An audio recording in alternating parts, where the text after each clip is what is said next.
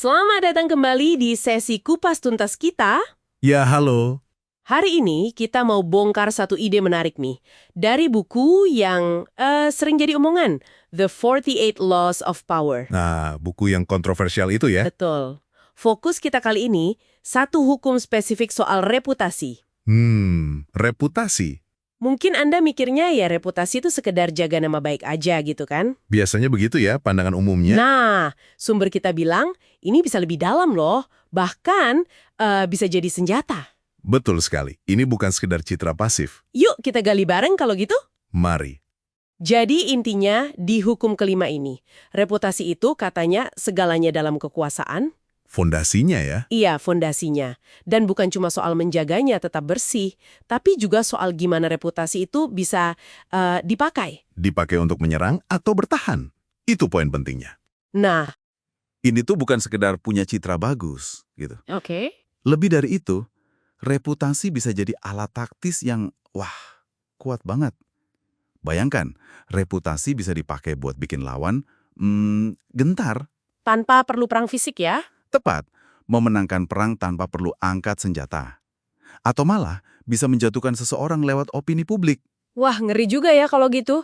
Persepsi jadi medan pertempuran. Persis, medan pertempurannya pindah ke persepsi orang. Ini jadi ingat satu kisah klasik nih. Dari sejarah Tiongkok, era 3 kerajaan, Oh, yang mana tuh?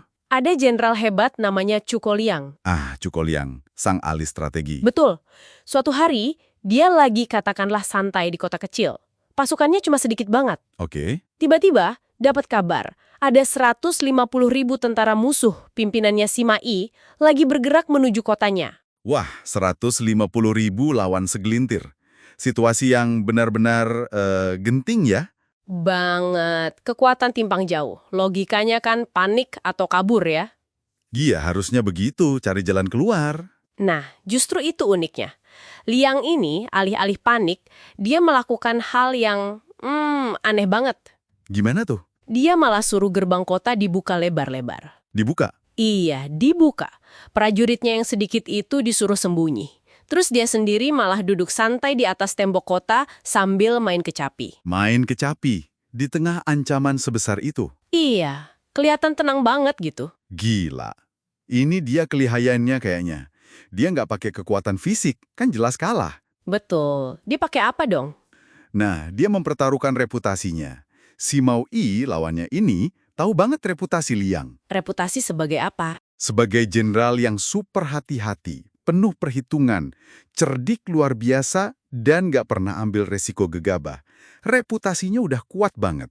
Oke, jadi reputasi si hati-hati ini yang dimainkan ya? Tepat sekali. Jadi, pas si Mai lihat Liang setenang itu, terus gerbangnya terbuka lebar, dia langsung curiga. Curiga kenapa? Ini nggak cocok sama pola Liang yang dia kenal dari reputasinya. Ketenangan itu malah terasa janggal, kayak pertunjukan. Jadi aneh karena terlalu tenang ya? Iya, Ye mikir, wah ini pasti jebakan. Nggak mungkin Liang seteledor ini. Keraguan muncul justru karena reputasi Liang sendiri. Lalu apa yang si Mai lakukan? Dia masuk atau Justru itu, karena takut kena jebakan yang dia bayangkan ada di balik ketenangan Liang itu, si Mai akhirnya perintahin pasukannya mundur. mundur? 150.000 pasukan mundur gitu aja. Mundur. Dia tertipu oleh reputasi lawannya. Tertipu oleh pertunjukan Liang. Gila, ini menang telak tanpa keluar keringat setetes pun ya. Benar-benar mengandalkan persepsi. Manipulasi psikologis murni. Jadi apa artinya ini semua buat kita, buat Anda yang dengar? Artinya, ya itu tadi. Persepsi dan reputasi yang Anda bangun itu bisa jadi aset. Bahkan mungkin lebih kuat dari sumber daya nyata kayak uang atau ya pasukan tadi. Dalam konteks tertentu. Oke. Ini jadi memaksa kita mikir kan. Pertama, gimana kita bangun dan jaga reputasi kita. Tapi yang nggak kalah penting, gimana kita membaca reputasi orang lain. Maksudnya? Apa yang kita lihat itu asli, atau jangan-jangan itu cuma pertunjukan yang sengaja dibuat. Kayak yang Liang lakukan tadi. Wah, pertanyaan bagus itu. Seberapa banyak dari reputasi itu fakta, seberapa banyak itu strategi ya? Nah, Relevan banget ini di zaman sekarang, zaman media sosial, di mana citra bisa dibentuk dan disebar cepat sekali. betul banget. Dan ini memunculkan pertanyaan lagi buat Anda renungkan. Gimana Anda secara aktif mengelola persepsi orang lain terhadap Anda? Sadar nggak kalau reputasi Anda itu terus-menerus berbicara, bahkan pas Anda lagi diam? Iya juga ya. Oke, jadi kita udah lihat nih gimana reputasi bisa jadi alat kekuasaan yang luar biasa. Contohnya Cukoliang tadi, membalikkan keadaan mustahil cuma modal citra. Betul.